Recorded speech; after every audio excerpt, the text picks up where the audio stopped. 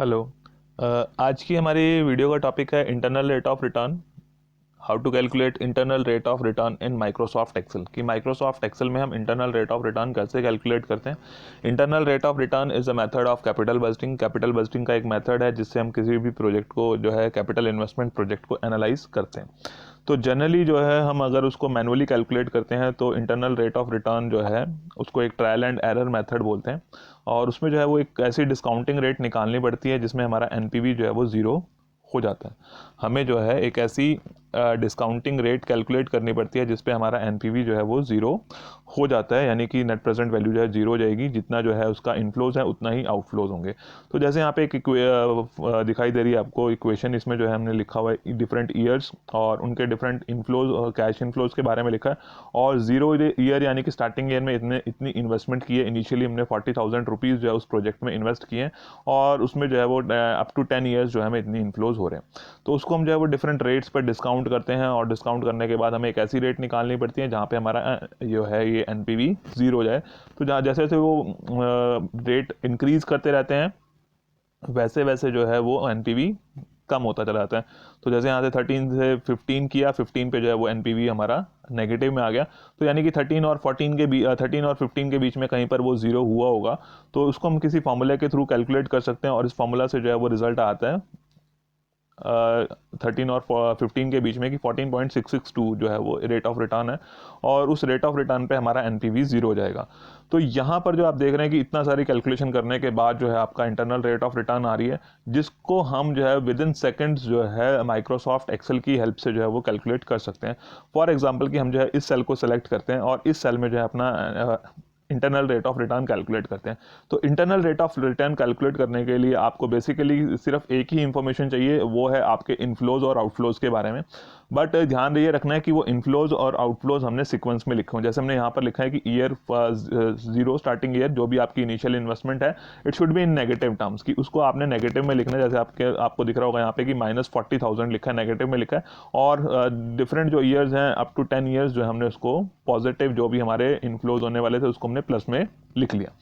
तो जो इनफ्लोज हैं उसको प्लस में, जो आउटफ्लोज हैं उसको नेगेटिव में, जिस ईयर में हो रहा है उसको आपने उसी सीक्वेंस में लिखना है। तो इस सीक्वेंस में बस लिखना है, सिर्फ इतना ही करना है माइक्रोसॉफ्ट एक्सेल में।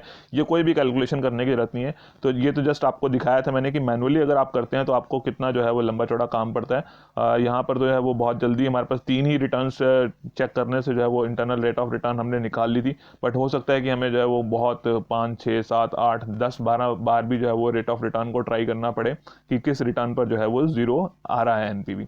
अब माइक्रोसॉफ्ट एक्सेल में जो है आप देखेंगे कि विद इन सेकंड जो है हमारी इंटरनल रेट ऑफ रिटर्न निकल के आ जाएगी। हम जो है इस सेल को सेलेक्ट किया हमने कि इस सेल में जो हम निकाल रहे हैं फॉर एग्जांपल अपना इंटरनल रेट ऑफ रिटर्न। यहाँ पे हम लिख लेते हैं कि क्या निकाल रहे हैं हम निकाल रहे हैं इंटरनल रेट ऑफ रिटर्न।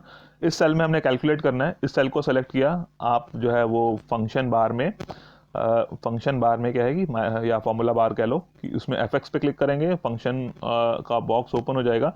तो ये जो एनपीवी है it is a part of financial function. Financial function का पार्ट है, इंटरनल रेट ऑफ रिटर्न भी जो है वो फाइनेंशियल फंक्शन का पार्ट है।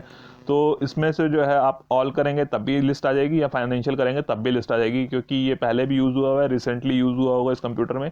तो यहाँ पर जो है ये लिस्ट में आ रहा है। तो हमने यहाँ से जो है इंटरनल रेट ऑफ रिटर्न चाहिए, हमने इंटरनल रेट ऑफ रिटर्न लिया। तो return the internal rate of return of a series of cash flows, जो कि जो भी आपके कैश फ्लोज हैं उसकी इंटरनल रेट ऑफ रिटर्न हमें ये प्रोवाइड कर देता है। और इसमें जो है वो डिफरेंट वैल्यूज़ और साथ में अपना गैस अगर आप देना चाहें तो कि आपको लगता है कि गैस कितनी हो सकती है आपकी, एक नंबर जो आपको लगता है कि जो है आपका इंटरनल रेट ऑफ रिटर्न हो सकता है। इट इज़ ऑप्शनल कि इसको आप चाहें तो छोड़ भी सकते हैं। और इसको जो है वो ऑप्शन ऑटोमेटिकली जो है वो 10% पे काउंट करके चलता है कि हो सकता है कि कंप्यूटर ने गैस करना है तो उसको 10% पे गैस करके कैलकुलेट कर देगा। अब यहाँ पे जो वैल्यूज़ हैं उन की हमारे को जो है वो डिफरेंट इनफ्लोज और आउटफ्लोज के बारे में इंफॉर्मेशन लिखनी है। तो वैल्यूज़ का क्या है कि आप या तो कॉमा से सेपरेट करके डिफरेंट वैल्यूज़ को लिख सकते हैं, और अदरवाइज जैसे मैंने बताया था कि एक मेथड आपके पास ये है कि आप जो है इस पॉइंट पे क्लिक करें और देन यहाँ से जो है वो रेंज सेलेक्ट कर लें। रेंज सेलेक्ट करनी है आपने, जो है वो 0 ईयर जो है आपका 0 ईयर से लेके जो है वो 10 ईयर्स तक सेलेक्ट किया कितना पॉजिटिव है। ये ध्यान रखना है कि आपने जो है इसको भी लेना है 0 ईयर में, आपका स्टार्टिंग ईयर में, इनिशियल ईयर में कितनी जो है वो इन्वेस्टमेंट है उसको नेगेटिव में लेना है। अगर आप ये नहीं लेंगे तो इंटरनल रेट ऑफ रिटर्न का जो फंक्शन है वो आपको रिजल्ट प्रोवाइड नहीं करेगा। तो ये नेगेटिव वाला भी लेना है, इनिशियली कितनी इन्वेस्टमेंट, कितना आउटफ्लो होगा, और साथ में जो उसके ईयर वाइज इनफ्लोज हैं वो भी हम लेंगे। और ये हमने रेंज यहाँ पर लिख दी कि ये जो है सेल जो है वो C30 आ रहा है, तो C30 हमने लिख दिया। C30 से लेकर C40 तक की हमने रेंज सेलेक्ट कर ली। देन इसको दोबारा से इसी बटन पे क्लिक करेंगे तो आपका फंक्शन का बॉक्स ओपन हो गया और यहाँ पे इसने फार्मूला ने जो है उसका रिजल्ट भी आपको शो कर दिया। अब ओके करते हैं। ओके किया तो जो है इंटरनल रेट ऑफ रिटर्न 14.644, ये हमने मैनुअली कैलकुलेट किया हुआ था, उसमें जो है वो 14.662 आ रहा था। तो मैनुअली जब हम कैलकुलेट करते हैं तो उसमें कुछ पॉइंट्स का डिफरेंस रह जाता है, क्योंकि जैसे हमने यहाँ पे प्रेजेंट वैल्यू फैक्टर्स लिए होते हैं, वो हमने 3 पॉइंट्स तक जो है वो लिए होते हैं। और जब हमने कैलकुलेशन की है तो ये कैलकुलेशन में जो है वो क्योंकि जो डिफरेंस है 13 और 15 का, उसके ऊपर डिपेंड करता है कि कितनी एग्जैक्ट वो इंटरनल रेट ऑफ रिटर्न आती है। तो अब यहाँ पे जैसे मैंने आपको बताया था कि इस रेट ऑफ रिटर्न पे अगर आप कैलकुलेट करेंगे तो आपका एनपीवी जो है वो 0 हो जाएगा। तो एनपीवी 0 हो जाएगा, वो हम एक बार चेक कर लेते हैं, क्रॉस वेरीफाई कर लेते हैं कि एनपीवी एक्चुअल में यहाँ पर जो है वो हमारा 0 हो रहा है। तो उसके लिए हम क्या करते हैं कि हमने जो है यहाँ पे हम उसका प्रेजेंट वैल्यू निकाल लेते हैं कि प्रेजेंट वैल्यू कितनी आ रही है। तो प्रेजेंट वैल्यू निकालनी है, प्रेजेंट वैल्यू ऑफ इनफ्लो। तो उसके लिए फंक्शन कौन सा बताया था मैंने आपको पिछली वीडियो में, उसके लिए हम फंक्शन यूज करते हैं एनपीवी फंक्शन। तो एनपीवी फंक्शन हम यहाँ पे ले लेते हैं। एनपीवी फंक्शन हमने यूज किया, ओके पे क्लिक किया। रेट हम जो है इंटरनल रेट ऑफ रिटर्न इस पे कैलकुलेट करना चाहते हैं कि प्रेजेंट वैल्यू कितनी आ रही है, वैल्यूज लेनी है। अब जब हम एनपीवी मेथड एनपीवी को यूज कर रहे हैं तो हमने जो नेगेटिव वाली वैल्यू है उसको नहीं लेना होता, इसमें सिर्फ हमने इनफ्लोज को काउंट करना होता है, ईयर वाइज जो है वो कितना इनफ्लोज हो रहे हैं। इनिशियल इन्वेस्टमेंट को हम यहाँ पे नहीं लेते हैं, उसको हम बाद में माइनस करेंगे, क्योंकि इससे में जो एनपीवी फंक्शन है उस एनपीवी फंक्शन से सिर्फ प्रेजेंट वैल्यू हमारे पास निकल के आती है एक इन्वेस्टमेंट की। तो यहाँ पर हम जैसे ही इस पे ओके करते हैं, ओके करने पे अगर आप देखेंगे तो ये जो रिजल्ट है हमारे पास,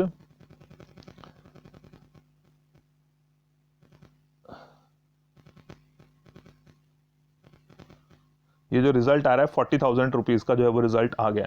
अब ये 40,000 रुपीज़ जो है ये दिखा रहा है कि हमारा जो प्रेजेंट वैल्यू है वो 40,000 है इनफ्लोज की, और आउटफ्लो कितना है 40,000। एंड 40,000 और 40,000 का डिफरेंस कितना हो गया, 0।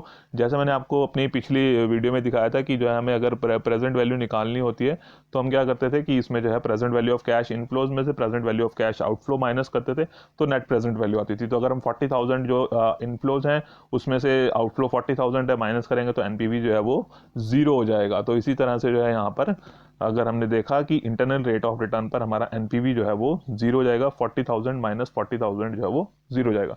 तो इस तरह से जो है वो विद इन सेकेंड्स जो है हम internal rate of return Microsoft Excel की हेल्प से कैलकुलेट कर सकते हैं। उसके लिए जो फंक्शन है दैट इज IRR, और उसमें जो आपको क्राइटेरिया देना है उसमें आपको इनिशियल इन्वेस्टमेंट बतानी पड़ती है कि 0 ईयर यानी कि स्टार्टिंग में 0 का मतलब स्टार्टिंग इनिशियल ही जो आपको कितनी इन्वेस्ट करनी है, और ईयर वाइज जो है कितने इनफ्लोज होने वाले हैं।